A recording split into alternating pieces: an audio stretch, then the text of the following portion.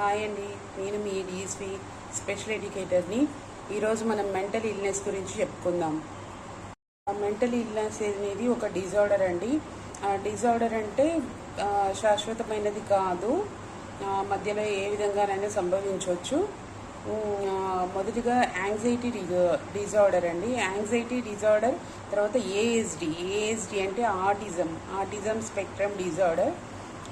మూడోది ఏడిహెచ్డి అండి. ఏడిహెచ్డి అంటే అటెన్షన్ డిఫిషియెంటీ హైపర్ యాక్టివిటీ అండి. బిపోలార్ personality disorder and schizophrenia, depression, ఇవన్నీ కూడా మెంటల్ ఇల్నెస్ కిందకే వస్తాయండి.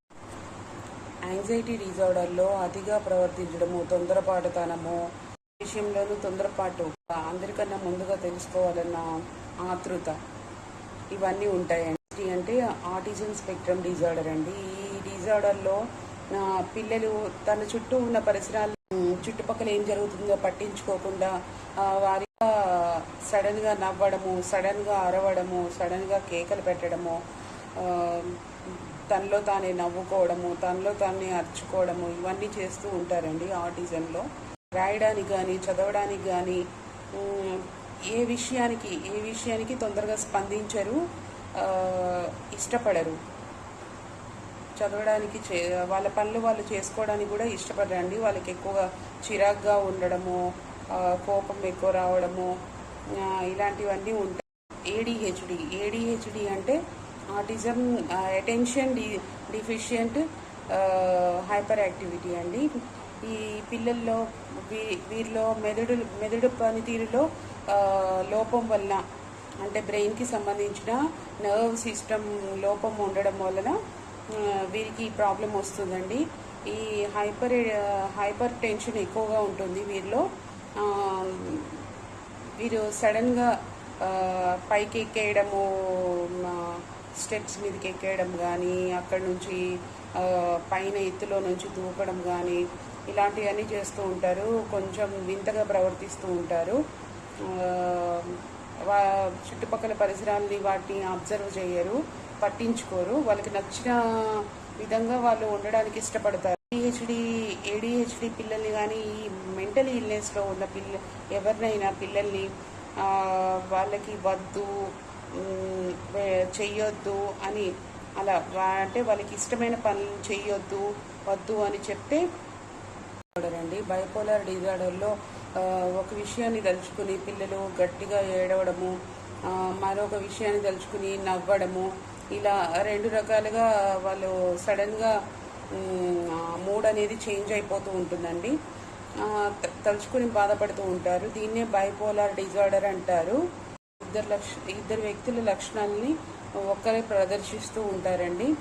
దీన్ని బోర్డర్ లైన్ పర్సనాలిటీ డిజార్డర్ అంటారు. నెక్స్ట్ ఒబెసివ్ కంపల్సివ్ డిజార్డర్, ఓసిడి అంటారండి. ఈ ఓసిడి అంటే చేసిన పని పదే పదే చేయడము, అంటే రిపిటేషన్గా మాట్లాడడము, రిపిటేషన్గా చేతులు కడగడము, చేసిన పనిని మళ్ళీ అంటే పిల్లలు కానీ పెద్దవాళ్ళు కానీ ఈ డిప్రెషన్లో ఉన్న వాళ్ళు మీరు మానసికంగా చాలా కుంగిపోయి ఉంటారండి. వారికి వారే అతిగా ఊహించుకొని ఆత్మహత్య చేసుకునే పరిస్థితి దాకా తెచ్చుకుంటారండి. నెక్స్ట్ సిజోఫ్రేనియా అంటే అతిగా భయపడుతూ తన్ని ఎవరో ఏదో చేస్తున్నట్టు భయపడుతూ ఉంటారండి. వారి భయపడుతూ ఉంటారు. దాంతోపాటు వింత శబ్దాలు చేస్తూ ఉంటారు. వింత శబ్దాలు వినడానికి ఇష్టపడతారు. రకరకాల శబ్దాలు చేస్తూ వాళ్ళకి వాళ్ళే ఎంజాయ్ చేస్తూ ఉంటారండి. ఇది సిజోఫ్రేనియా. ఇవన్నీ మెంటల్ ఇల్నెస్కి సంబంధించిన డిజార్డర్స్ అండి. మెంటల్ ఇల్నెస్కి సంబంధించిన డిజార్డర్స్తో ఎవరైతే బాధపడుతున్నారో వాళ్ళందరికీ బిహేవియరల్ ఇష్యూస్ కూడా బాగా ఉంటాయండి. రావడానికి ఎన్విరాన్మెంటల్ కాజెస్ ఉండొచ్చు. దాంతోపాటు హెరిడిటీ అంటే జన్యుపరంగా వంశపారంపర్యంగా వచ్చే అవకాశం ఉంటుంది. అది కాకుండా సోషలైజేషన్లో ఎక్కువ లేకపోవడం వల్ల కూడా ఈ రకమైన పరిస్థితి వస్తుందండి. ఏదైనా ప్రమాదాలను కానీ లేకపోతే వింత సంఘటనలు కానీ చూసినప్పుడు షాక్కి గురవడము, లేకపోతే ఇంట్లో తల్లిదండ్రులు గట్టిగా కొట్టుకున్నా తన్నుకున్నా షాక్లోకి వెళ్ళినప్పుడు ఈ మెంటల్ ఇల్నెస్కి సంబంధించిన ఆటిజం కానీ, ఏడిహెచ్డి కానీ, యాంగ్జైటీ కానీ, డిప్రెషన్ కానీ ఇలాంటివన్నీ వీటి బారిన పడాల్సి వస్తుందండి. 6 రకాల కారణాలు. ఈ 6 రకాల డిజార్డర్స్లో ఏదైనా సంభవించే అవకాశం ఉంటుంది.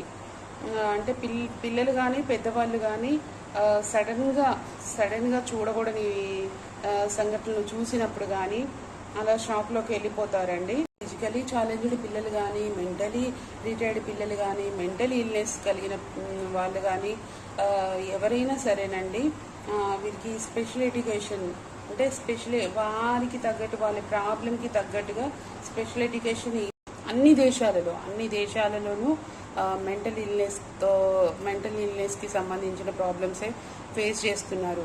అది ఎక్కువగా ఎన్విరాన్మెంట్ అంటే ముఖ్యంగా ఫోన్స్, ఎలక్ట్రానిక్ డివైజెస్ ఎక్కువగా యూజ్ చేయడం వలన హెవీ రేడియేషన్కి రియాక్ట్ అవ్వడం, హెవీ రేడియేషన్కి గురవ్వడం వలన ఈ రకమైన సమస్యలు ఎక్కువగా వస్తున్నాయండి. ఇంకొకటి, పిల్లలు షాక్కి గురైనప్పుడు, అంటే ప్రెగ్నెంట్తో ఉన్నప్పుడు ఎక్కువగా మెడికేషన్ యూజ్ చేయడం వలన, మెడిసిన్స్ ఎక్కువ డ్రగ్స్ తీసుకోవడం వలన, ఆల్కహాల్ అలాంటివి తీసుకోవడం వలన ఎక్కువ రేడియేషన్కి గురవడం వలన, లేట్ మ్యారేజెస్ అండ్ మేనరికం కాజెస్ ఇవి అన్నప్పుడు ప్రివెన్షన్స్ కూడా తీసుకోవాలండి. ఇప్పుడు లేట్ మ్యారేజెస్ చేసుకోవడం వలన కూడా పుట్టే పిల్లలు ఆటిజము ఇలాంటి మెంటల్ ఇల్నెస్తో సంబంధించిన ప్రాబ్లమ్స్ ఫేస్ చేస్తున్నారు. ప్రెగ్నెంట్గా ఉన్నప్పుడు తల్లి కూడా ఈ రకమైన సైకలాజికల్గా ఏమైనా ప్రాబ్లమ్స్ ఫేస్ చేసినా, ఎక్కువగా యాంటీబయాటిక్స్ వాడడం వలన ఈ రకమైన సమస్యలు ఫేస్ చేయాల్సి రావచ్చండి ఫ్యూచర్లో. ముందుగా మనకి కాజెస్ తెలిసినప్పుడు ప్రివెన్షన్స్ తీసుకోవాలి ఖచ్చితంగా. కాజెస్ తెలియనప్పుడు తెలుసుకునే ప్రయత్నం చేయాలి. అసలు ఎందుకు స్పెషల్ చిల్డ్రన్ అనేవాళ్ళు ఎందుకు పుడుతున్నారు, వాళ్ళు పుట్టడానికి రీజన్స్ ఏంటి అని కాజెస్ ప్రతి ఒక్కళ్ళు తెలుసుకుంటేనే ప్రివెన్షన్స్ తీసుకోగలుగుతారు. తెలుసుకున్న తర్వాత తెలియని వాళ్ళకి చెప్పడానికి, మన వలన వేరే వాళ్ళు బాధపడకూడదు అనే ఒక ఆలోచన ఉంటే ఈ రకమైన ప్రాబ్లం ఫేస్ చేయాల్సిన అవసరం రాదండి. ఎందుకంటే అసలు సమస్య మొదలవడానికి కారణం ఏంటో మనం వెతుక్కోవాలి. సమస్య లేదు అన్నప్పుడు అక్కడ ఇంకేమీ ఉండదు. సమస్య మనతోనే మొదలైనప్పుడు పరిష్కారం కూడా మనమే ఆలోచించాలండి. ప్రతి ఒక్కటిలో పార్టిసిపేట్ చేయిస్తూ ఉండాలి. Plus special schools, special therapies ఇవన్నీ ఇప్పిస్తూ ఉండాలండి కంపల్సరీ. ఎందుకంటే వారికి ఏ విధమైన మెంటలీ రిటైర్డ్ పిల్లలకి ఏ విధమైన ఆసక్తి ఏది వాళ్ళంతట వాళ్ళకి ఉండదండి. అవి మనమే ప్రేరేపించాలి, మనమే చేయించాలి. నేర్పిస్తూ ఉంటే ఖచ్చితంగా వాళ్ళు స్కిల్ అనేది డెవలప్మెంట్ అవుతుంది.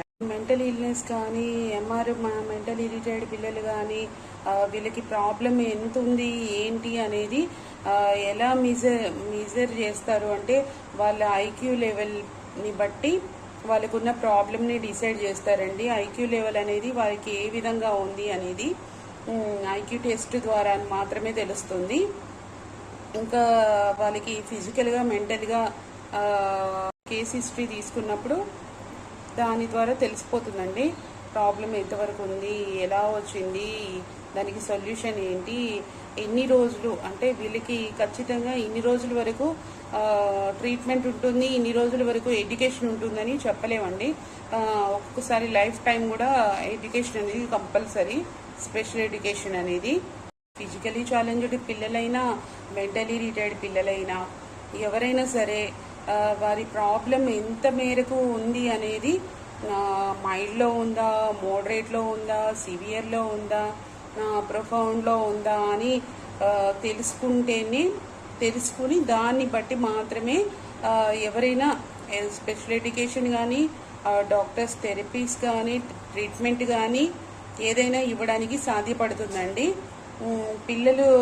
పిల్లల్ని చూడకుండా ఇవన్నీ ఏమీ తెలుసుకోకుండా ఎక్కడ మాత్రం మీరు బయట ఎక్కడ ఎవరిని నమ్మి మోసపోవద్దు.